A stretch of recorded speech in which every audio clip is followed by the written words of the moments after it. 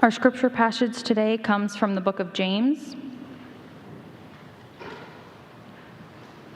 I'll be reading chapter 3, verse 13 through 18.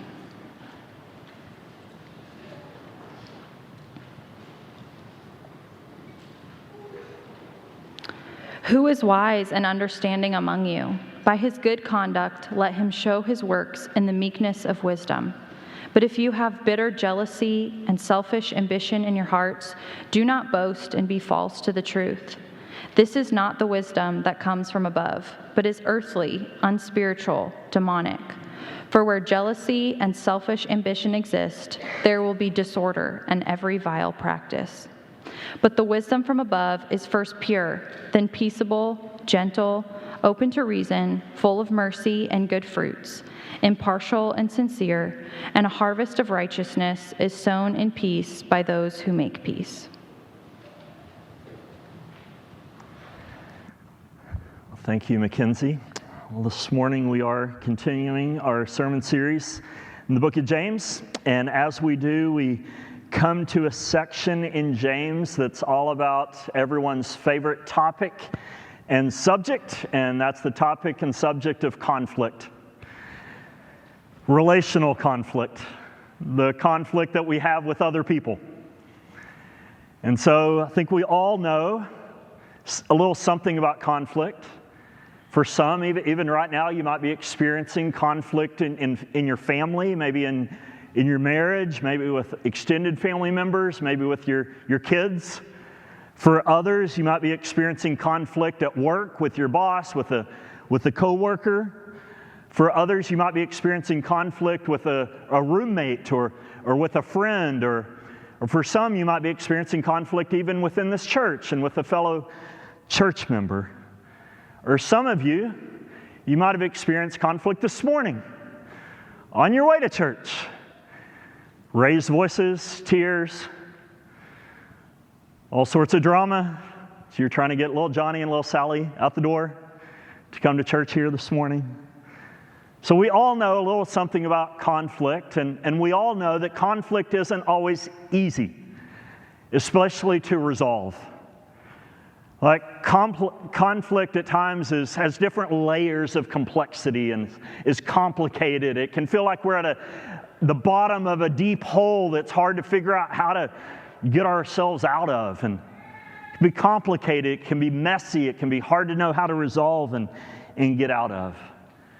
And because of that, like the last thing I want to do this morning is to try and provide you with some overly simplistic answer or trite answer when it comes to how to resolve conflict in your life. It's the last thing I want to do because I know it's not simple and I know there's not just easy answers. At the same time, I do believe that our passage of Scripture this morning is going to provide some helpful wisdom when it comes to living at peace in our relationships with others. And some helpful wisdom when it comes to living at peace and resolving conflict in our relationships with others. And so then if you've been with us for any length of time throughout our sermon series in James, you know that James is specifically writing to Jewish Christians. And these Jewish Christians have a couple things especially that are going on in their lives. First, they're experiencing trials and suffering. In other words, if you remember, they've just recently been persecuted, displaced from their homes. They're being exploited and oppressed by rich, wealthy landowners. And because of that, like life is hard for them. They're walking through trials in their lives. But secondly, that's not all that's going on. Secondly, they're also experiencing conflict in their relationships with one another. Not all of them, but some of them. They're quarreling. They're arguing. They're experiencing, for different reasons, just trouble in their relationships and have conflict in their relationships to one another. And so then that's why James writes this particular passage that we're going to be studying this morning and in the passages that we're going to be studying over the next couple weeks as well. He writes it to address the conflict and the quarrels that these Jewish Christians are having in their relationships with one another. And the way that he seeks to resolve and help them to resolve this conflict that they're facing with one another is to remind them in this passage of one simple truth. There's just one simple truth he wants to remind them of to help them to live at peace and to resolve the conflict that they have with one another. And that one simple truth is this. This is kind of you can fall asleep after this, okay? This is the whole sermon in this one simple truth. It's this.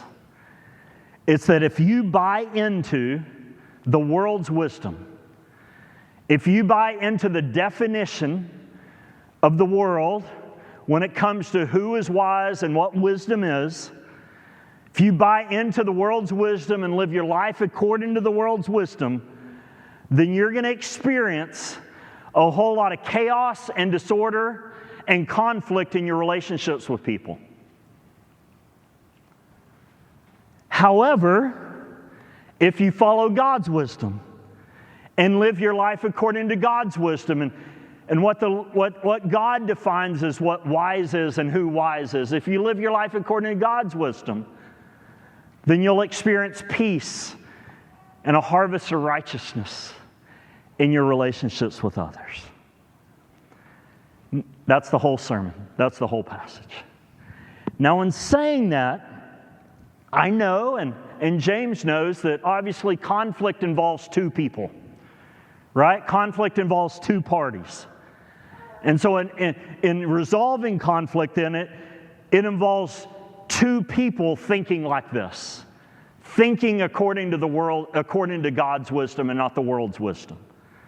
It involves both parties thinking like that. At the same time, though, this passage is going to force us to look at ourselves and evaluate our own lives and evaluate our own hearts when it comes to conflict. And it's going to show us and remind us that, and cause us to look at our hearts and to ask ourselves if one of the reasons, maybe, that we're experiencing conflict in our relationship with someone else, if one of the reasons might be that we, not the other person, just focusing on us right now, that we have bought into the world's wisdom and we're living according to the wisdom of the world rather than God's wisdom. And because of that, that's why we're experiencing conflict in our relationship, in our marriage, at our workplace, with our friends, or even within this church body. So then that's the question that this passage is going to cause us to evaluate and to ask in our lives here this morning. That within this passage, what James is going to do is it's pretty simple. He's going to contrast in this passage God's wisdom with the world's wisdom and how the world defines what's wise. And he's going to show us after he contrasts God's wisdom and the world's wisdom, he's going to show us then how each of these types of wisdom, the effect that each of these types of wisdom have on our relationships with one another and resolving conflict and living at peace in our relationships with one another. And as we see these different effects that these two different types of wisdom have on our relationships with one another, I pray that it would cause us then to pursue God's wisdom as God defines it, and forsake the world's wisdom as the world defines it. And as a result, it will cause us to live in peace and harmony in our relationships in which there currently might be conflict in. And so let's jump into this passage this morning and see this contrast then that James is going to make between godly wisdom and worldly wisdom and each of their effects on our relationships with each other. And we see this contrast there, starting there in verse 13, as James, he's going to explain, and you see this on your handout, he's going to begin by explaining the mark or the distinguishing mark of God's wisdom. And we see this in verse 13 there. Look there at verse 13 with me. James begins verse 13 by asking a question. And the question he poses and the question he asks is this: who is wise and understanding among you?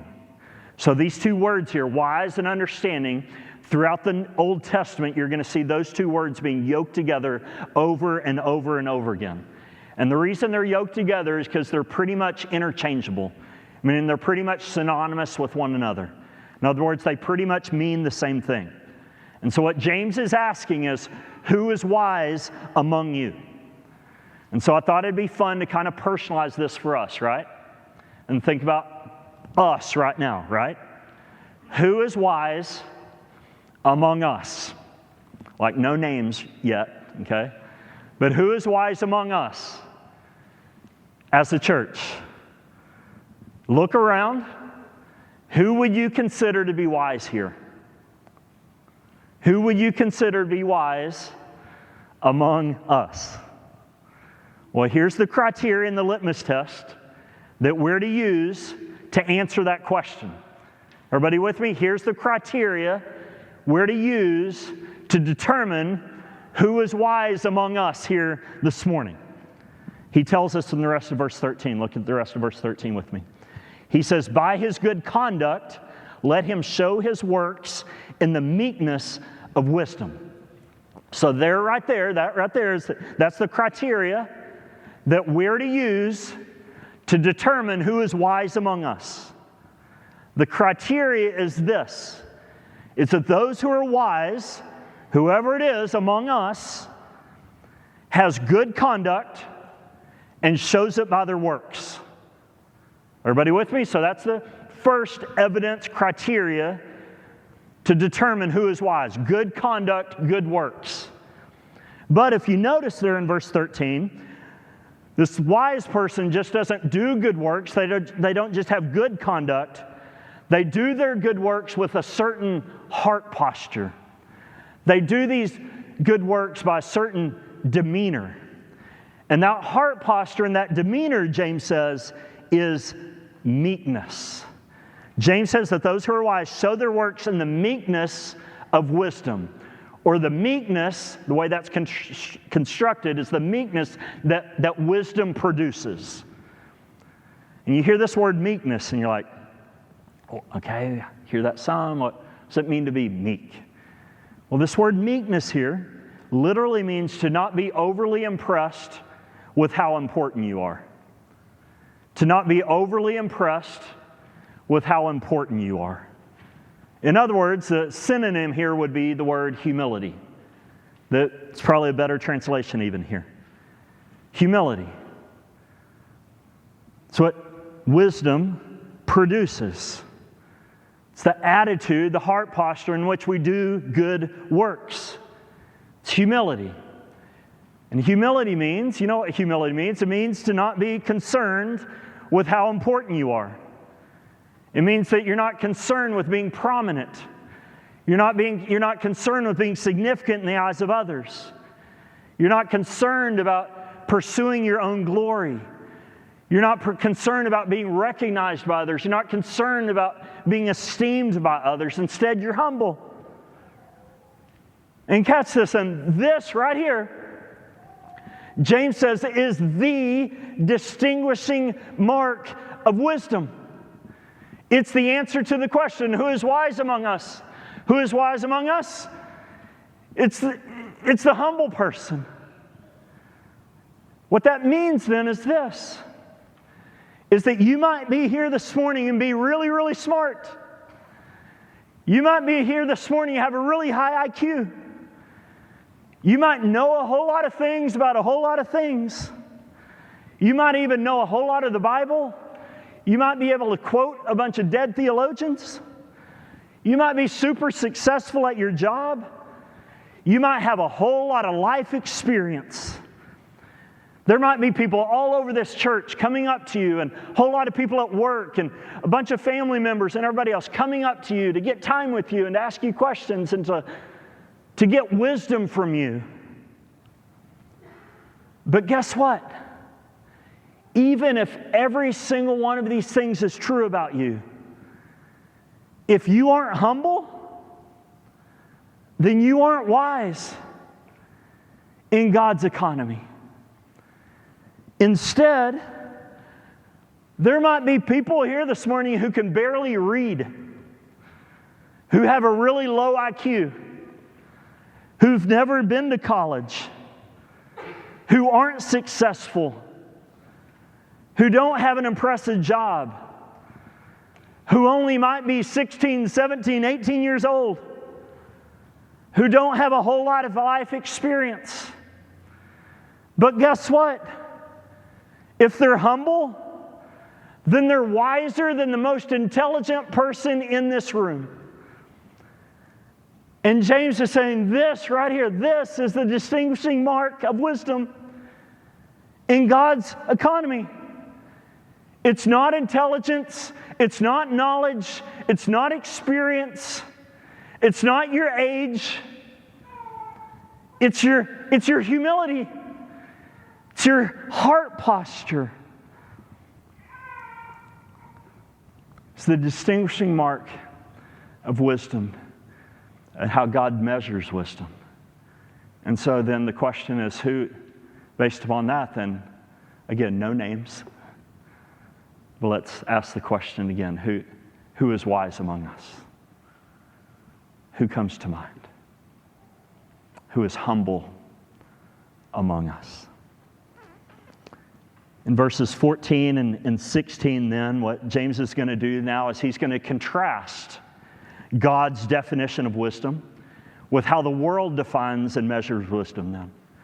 And he's going to make this contrast between God's wisdom and how the world defines wisdom, and he's going to give specifically the characteristics, the origin, and the results of the world's wisdom. And we see this in verses 14 through 16 and the verses that follow verse 13. Look at verse 14 there. James begins with this word, the word but. And so the word but, as you know, indicates that James is about to contrast something. He's going to contrast wisdom as God defines it in verse 13, a life that's marked by humility. And he's going to contrast that with wisdom as the world defines it and measures it in verses 14 through 16. And here's how the world defines and measures wisdom. Look at verse 14. He says, but if you have bitter jealousy and selfish ambition in your hearts, do not boast and be false to the truth. Then he says this is not the wisdom that comes down from above, but it's earthly, unspiritual, and demonic. For where jealousy and selfish ambition exist, there will be disorder in every vile practice. And so then again, do you see the contrast that James is making here? He's saying, whereas godly wisdom is marked by and characterized by good works done in humility, with a humble heart posture, the wisdom of the world is characterized and marked by the complete opposite. The wisdom of the world isn't marked by and characterized by and defines wisdom by humility. It defines wisdom by selfish ambition and bitter jealousy. And think about both of those just real quick, right? First, bitter jealousy. Think about that. A coworker gets the promotion you always wanted. Someone at church is asked to serve in a certain ministry or certain ministry position that you always wanted, and you weren't. One of your friends has better behaved kids than you do. You scroll through Facebook or Instagram and you see everyone's perfect, happy, smiley life. Someone else is successful and thriving at work or successful and thriving just in their life. And you're struggling, you aren't. And for all of these reasons and a whole lot more examples, you're jealous. You're envious. Or think about selfish ambition. Again, selfish ambition is when you long to be esteemed in the eyes of others. It's the pursuit of your own glory.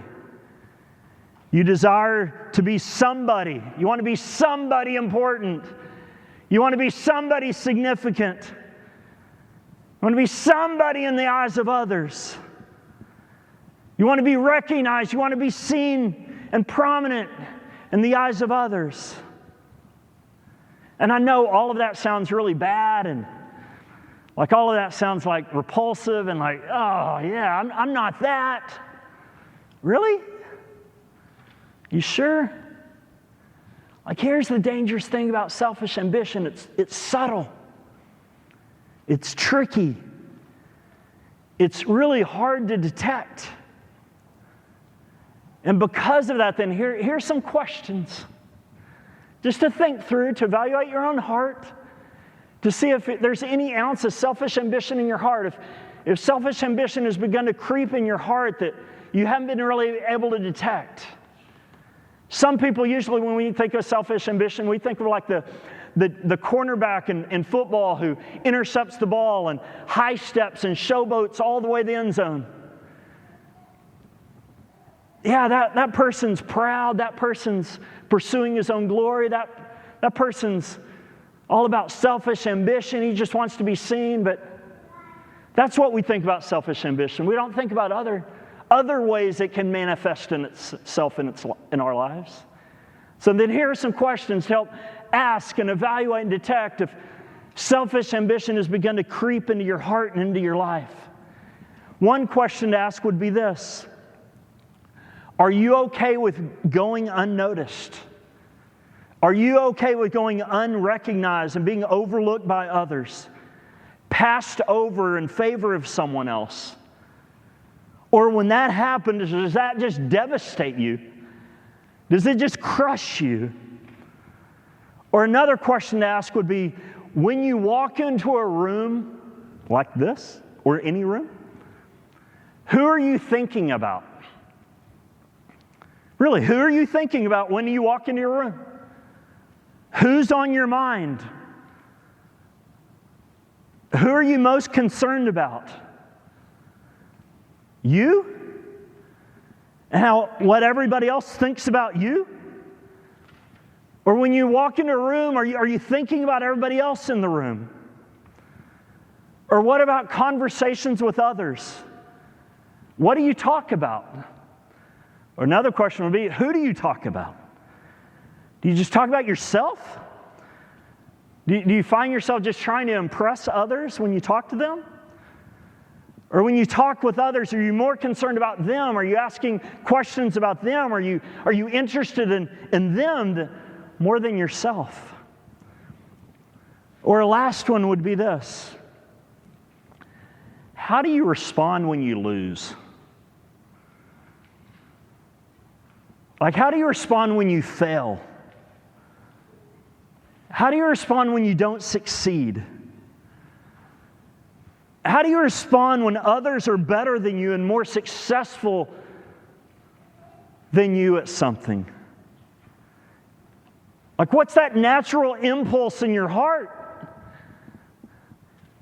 Does it crush you? Does it lead to self-pity? Does it drive you just to work harder, to prove yourself and validate yourself? Like, this is far from an exhaustive list, but these are questions. Like, good, heart-probing questions to help discern. Is there selfish ambition in my heart? Has begun to creep in my heart? Which then begs this question. Okay, if that's God's wisdom, humility, not pursuing our own importance and our own glory and to be recognized and esteemed in the eyes of others, that's wisdom as God defines it, as God measures it. Then on the other hand, there's selfish ambition, there's bitter jealousy. So where does that come from? Where does this sort of wisdom that says, be somebody important, pursue your own glory, be esteemed in the eyes of others, be jealous of other people's success and achievements, where does that sort of wisdom come from? What's the origin? What's the source of that sort of wisdom? Well, James tells us in the very next verse, in verse 15, look there with me. He says, this, meaning bitter jealousy and selfish ambition, this, he says, is not the wisdom that comes down from above, but it's earthly, unspiritual, and demonic. In other words, this is where this selfish ambition and bitter jealousy wisdom comes from. It doesn't come from above, meaning it doesn't come from God. Instead, it comes from three other places. And the first place he says it comes from is the world in which we live. That's what he means by this word earthly here. This type of wisdom comes from the world in which we live, the bitter jealousy and selfish ambition wisdom. Secondly, he says it comes from our flesh. That's what he means by this word unspiritual. A lot of translations translate this word unspiritual as the word natural. And that's probably more of the idea here. It's a reference to our natural physical bodies without the spirit. Or another way to say it, it's a reference to our flesh. And then finally, James says that this type of wisdom comes from Satan himself. So what he means when he says that this sort of wisdom is, did you catch that word? Is demonic. It's demonic. Like, wrap your mind around that.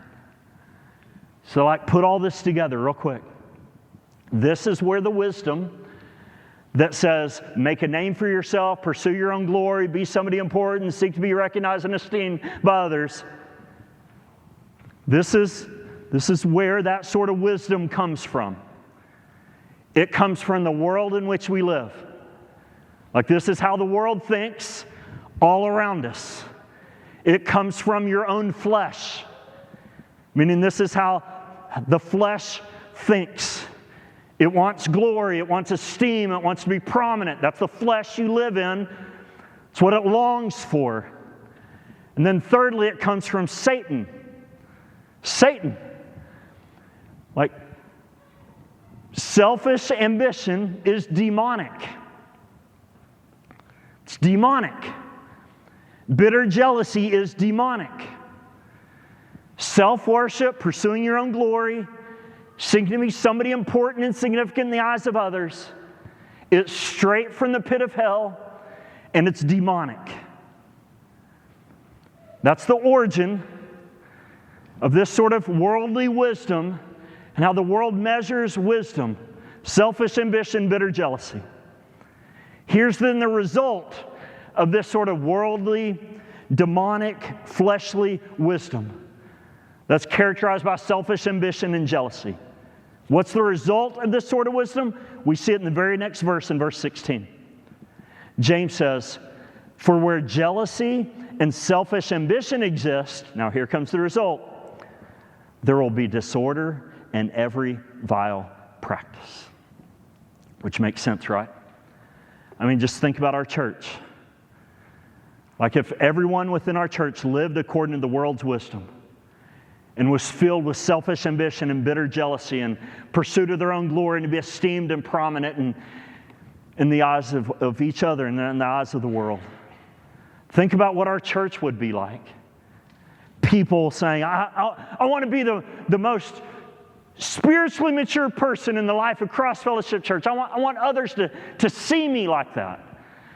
I want to be known as the best evangelist in the life of this church, the best mom, the best husband in the life of this church. That's what I want to be seen as and known as. It's what I'm striving for. I want to be up on the stage sometime helping to lead music. I want to be a DC leader someday. I want to be an elder someday.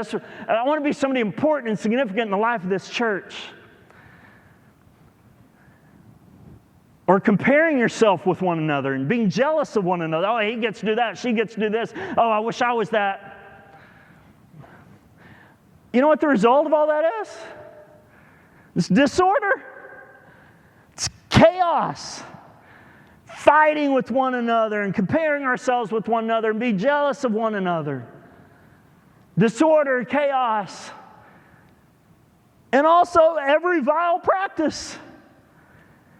I mean, that sort of attitude leads to all sorts of evil practices, like gossip and slander and grumbling and complaining and jealousy and lying and every other kind of vile practice and action. So then, think about the conflict that you're walking through right now. Whether it's big or small, whoever it's with. Whether it be in your marriage, whether it be a family member, friendship, workplace, your workplace, school, here at church. And ask yourself this question. If the conflict you're going through is a result, the fruit of any sort of selfish ambition in your heart or bitter jealousy in your heart, I'm not saying that it automatically is, but I'm saying that it could be. Like, ask that question, is the conflict you're going through a result of any sort of bitter jealousy going on in your heart toward the friend or spouse or coworker or family member or church member that you're experiencing conflict with? Or is the conflict you're going through a result of any sort of selfish ambition and self-worship in the pursuit of your own glory and esteem? And the reason you need to ask yourself that question is because James here says that this is where disorder comes from. This is where chaos and conflict in our relationships come from. And so evaluate your heart and see if that's where your conflict might be coming from as well. And so then these just saw the characteristics, origin, and results of living according to the world's wisdom in verses 14 through 16. Now in verses 17 through 18, James is going to contrast the world's wisdom with the characteristics, origin, and results of God's wisdom and how God measures wisdom and defines wisdom. And we see this in the very first word there that James uses in verse 17. Look there with me. In verse 17, he says, but the wisdom from above. So again, he's making this contrast here, right? He's contrasting the wisdom from the world, the flesh, the devil, with the wisdom now that's from above. And so then this is the origin of true wisdom. This is where true wisdom comes from. It doesn't come from the world, the flesh, and the devil. Instead, he tells us it comes from above. In other words, it comes from God. And here are the characteristics of the wisdom that comes from above, the wisdom that comes from God and how God measures wisdom. We see the characteristics of godly wisdom in the rest of verse 17. Look there with me. James says the wisdom from above is first of all pure, meaning the wise person is pure. The word pure means morally blameless, morally innocent. Doesn't mean that they're perfect, but it does mean that you live a godly life. You seek to pursue holiness in your life, to pursue righteousness in your life. Next then, the wisdom from above, he says, is also peaceable, meaning those who are wise live at peace in their relationships with others. Next, the wisdom from above, he says, is gentle. This word gentle literally means yielding your own rights for the sake of others. Did you catch that? Yielding your rights for the sake of others. In other words, it means you don't insist and demand your own way. It means that you don't insist and demand what's rightfully yours. Instead, you yield your rights, you defer your rights, you surrender your rights for the sake of others. Next, then, he says those who are wise are open to reason. This word that's translated as open to reason, it literally means compliant. You're compliant. Those who are wise are compliant, meaning they're agreeable, meaning they're not a contrarian. They're not defiant. They're not always pushing back. Instead, they're compliant. They're agreeable. They're able to submit to others. Next, he says the wisdom from above is full of mercy and good fruits. In chapter 2, we saw mercy, right? We saw mercy was coming alongside to help and to care for those who are in need. So mercy is one of the good fruits that wisdom produces in a person's life. It's full. The wise person is full of mercy. Next, the wisdom from above is also impartial. Again, we saw this in chapter 2, didn't we? When James warned against showing partiality, showing favoritism based on outward appearances and based on external factors. And lastly, he says the wisdom from above is sincere, meaning it's genuine. It's not hypocritical. It's not fake. What you see is what you get. You're not pretending to be someone that you're not. And so then again, do you see the contrast here that James is making between these two types of wisdom? They're like polar opposite, right? You have the wisdom of the world that says what? Worship self. Pursue your glory. Make a name for yourself and be jealous of others who threaten your glory. The wisdom of God says, though, die to self, deny self, be agreeable with others, forfeit your rights, be merciful, care for people, be impartial, be sincere. Polar opposite measures and definitions of wisdom. And here's the result then of living according to God's wisdom and God's definition of wisdom, as opposed to living according to the world's definition and measure of wisdom. We see the result in verse 18. Look there with me at verse 18. James says, and. And the word and here gives the logical conclusion to the virtues and the characteristics that we just saw. And, in other words, here's the logical conclusion. Here's the result of the virtues that we just saw that characterize godly wisdom. And here's the result, the conclusion. A harvest of righteousness is sown in peace by those who make peace. And again, this makes sense, doesn't it? If you're peaceable, if you don't insist on your own rights, but instead yield your rights for the sake of others, if you're compliant, if you're agreeable, rather than defiant and argumentative all the time, and always pushing back, if you're full of mercy and impartial, if you're sincere, like if these things characterize you and how you relate to others, then obviously you can't determine the other person's response. But if these traits characterize you and how you relate to others, then like 9 times out of 10, your relationships with others are going to be marked by peace and be filled with the harvest of righteousness, like love and care and unity and harmony, rather than discord and every vile practice like the wisdom of the world produces. And so then, again, if you're currently in a relationship of some kind that's not experiencing these things, that's not experiencing peace in a relationship right now, then you may want to go through this list and ask, is this how I'm treating the person I'm in conflict with right now? Is this my heart posture toward the person I'm in conflict with right now? I go through this list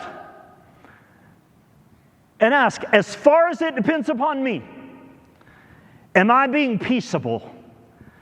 Am I pursuing peace and reconciliation with this person? As best as I can, am I yielding and deferring as much as I can? And not insisting and demanding on my own way and my own rights? As best as I can without compromising truth, am I being agreeable? Am I being compliant? As best as I can.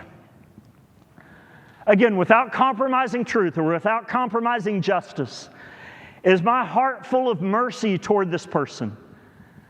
Am I extending and showing mercy to this person? Again, like resolving conflict, it takes 2 to tango, right? It takes two to resolve conflict. You can only do your part. You can't force the other person to resolve conflict with you. You can't force the other person to live at peace with you. At the same time, you need to make sure you're doing your part.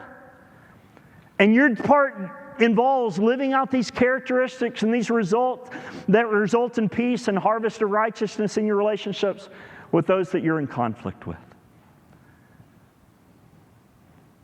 This is the world's wisdom and what it produces in your relationships with others. This is God's wisdom, what it produces in your relationships with others. The world's wisdom is all about you. It's going to produce chaos and disorder and every vile practice. God's wisdom is all about humility and dying to self and denying self. and it leads to peace and a harvest of righteousness in your relationships with others. So, let's be honest, and we'll finish with this. This is hard. It's really hard. Relationships are messy and complex and confusing and hard and difficult and all of those things. And one of the reasons they're complex and hard and messy and difficult and all these things, because we have the world, we have our flesh, and we have the devil trying to do everything they can do to get us to live according to the world's wisdom and to cause us to live according for our own glory and to be selfish and jealous of others. And as a result of that, the world, the flesh, the devil, it's hard then to live out God's definition of wisdom. It's hard to be peaceable and humble and full of mercy toward others and to live at peace with others. It's hard. And so then what do you do? What do you do when it's hard? What do you do when it's hard to live out God's wisdom, but it's a lot easier to live out the world? What do you do? How do you pursue and live according to God's definition of wisdom and not the world's definition of wisdom? Well, here's the number one way I know how. And the number one way, this isn't on your handout, but the number one way I know how is this. It's to fix your eyes on Jesus and keep looking at Jesus. And keep looking at him and looking at him and looking at him and looking at him and looking at him and looking at him and looking at him. And here's why. It's because Jesus never once lived his life according to the world's definition of wisdom. He never once pursued his own glory. He never once sought to be esteemed in the eyes of others. He never once was fueled by selfish ambition, not ever once. Think about it, even at his birth, he wasn't born in a mighty palace like you would expect a promised king to be born. Instead, he was born in a lowly, humble feeding trough. And think about in the wilderness, right? When he was tempted by Satan. Remember what Satan offered him? Satan offered him all the kingdoms of the world to rule over. Meaning Satan offered him the opportunity to be a big shot. And what did Jesus do? Jesus resisted. Jesus didn't take Satan's bait. And when Jesus came on the scene, he wasn't the promised Messiah that everyone expected. They expected a king that was going to come and live for his own glory and to be esteemed and exalted by others. But the reality is that's not why Jesus came. Jesus didn't come to pursue his own glory and make a name for himself. Jesus came to this earth to humble himself and die. It's in this way then that Jesus didn't live his life according to the world's definition of wisdom. He lived his life according to God's definition of wisdom. That's why then over and over again, all throughout the Bible, we see Jesus referred to as what? As the wisdom of God. And the reason he's referred to over and over again as the wisdom of God is because he's the perfect embodiment of God's wisdom. In other words, these 8 characteristics of wisdom that James listed out in verse 17 aren't just characteristics that we're to live out in our lives and our relationships with others. These 8 characteristics are a description of Jesus. He's the epitome of humility. He's the Prince of Peace and ultimate peacemaker that brought about peace between us and God. He's never demanded and insisted on his own rights, but instead forfeited his rights by dying in our place on the cross. He was compliant and submitted himself to his Father's will, even if it meant that he was going to be crushed by his Father. He was full of mercy. He was impartial. He died for everyone. Doesn't matter who it is, he died for everyone who had placed their faith and trust in him, irregardless of who they are. And he's 100% completely and totally sincere and genuine. There's not 1 ounce of hypocrisy in him. And here's then why all of this matters.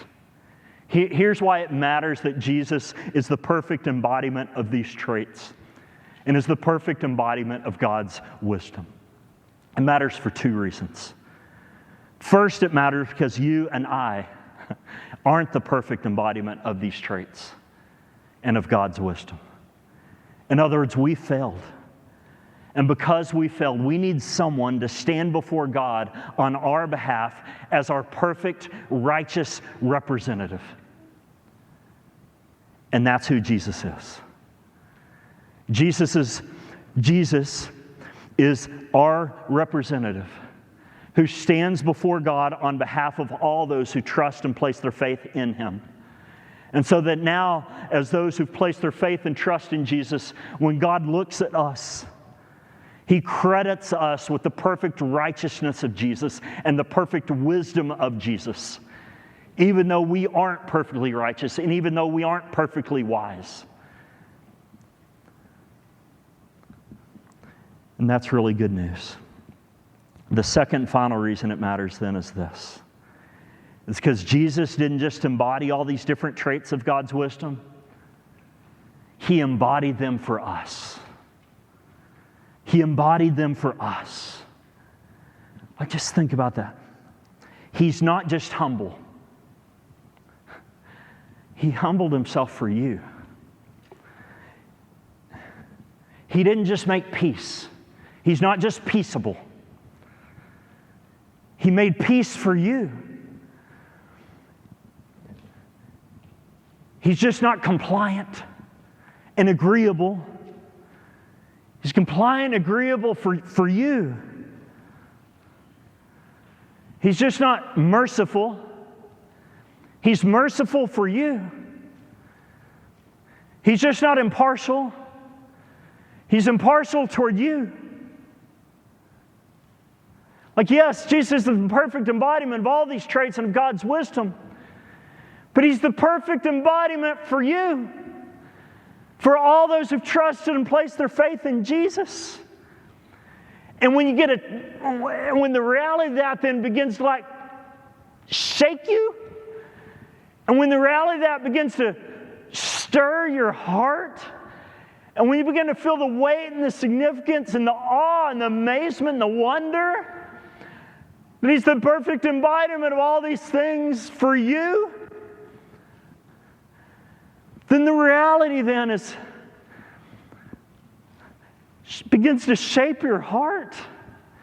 And realize then, as undeserving recipients of Jesus' humble, peacemaking mercy toward you, then how can you not then extend that same sort of humble humility and peace and mercy toward your relationships, particularly with that person you're in conflict with?